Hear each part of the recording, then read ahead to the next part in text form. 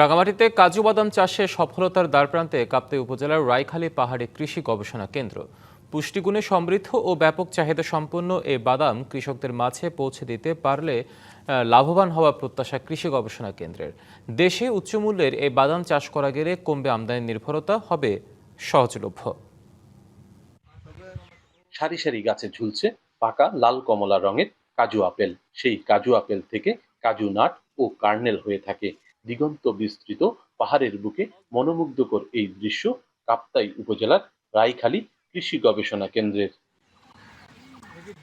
2021 সালে রাইখালীর এই পাহাড়ি কৃষি গবেষণা কেন্দ্রে ভারত, কম্বোডিয়া, ভিয়েতনাম ও স্থানীয় পার্বত্য অঞ্চল থেকে 100টি কাজুর জামপ্লাজম থেকে 2 একর জমিতে শুরু হয় চাষ।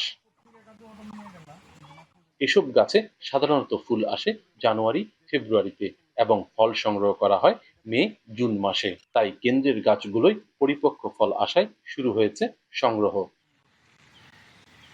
এবার কাজু বাদাম চাষে সফলতা পেয়ে আশার আলো দেখছে গবেষণা কেন্দ্রটি। শীঘ্রই এই গবেষণা কেন্দ্র থেকে উন্নত কাজু বাদামের জাত সরবরাহের আশা বৈজ্ঞানিক কর্মকর্তার। বাংলাদেশের বিশেষ করে পাহাড়ি অঞ্চল এবং অন্যান্য অঞ্চলগুলোতেও কাজু বাদামের চাষের সম্ভাবনা রয়েছে।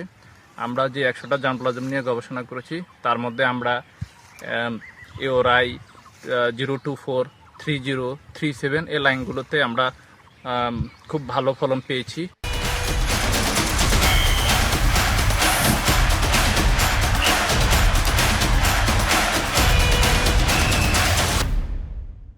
বাংলাদেশ প্রতি বছরই বিপুল পরিমাণ কাজু বাদাম আমদানি করে। 1 লাখ হেক্টর জমিতে কাজু বাদাম চাষ শুরু করা গেলে দেশের চাহিদা পূরণ করা সম্ভব। এই পাহাড়ি অঞ্চলে প্রায় 5 লক্ষ হেক্টর অনাবাদি জমি আছে।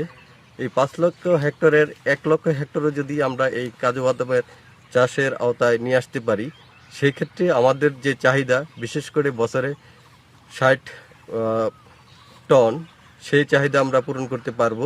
পাহাড়ে সম্ভাবনাময় কাজু বাদাম চাষের বিস্তৃতি বাড়াতে এখন প্রয়োজন সরকারি সহযোগিতা, যা পেলে পাহাড়ে কর্মসংস্থানের পাশাপাশি ভূমিকা রাখবে দেশের অর্থনীতিতেও। সৈকত রঞ্জন চৌধুরী, ডিবিসি নিউজ, রাঙামাটি।